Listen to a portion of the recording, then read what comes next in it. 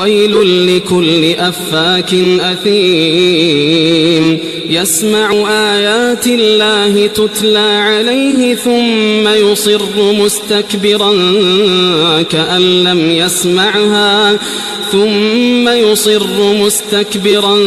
كأن لم يسمعها فبشره بعذاب أليم وإذا علم من آياتنا شيئا اتخذها هزوا أولئك لهم عذاب مهين من ورائهم جهنم ولا يغني عنهم ما كسبوا شيئا ولا ما اتخذوا من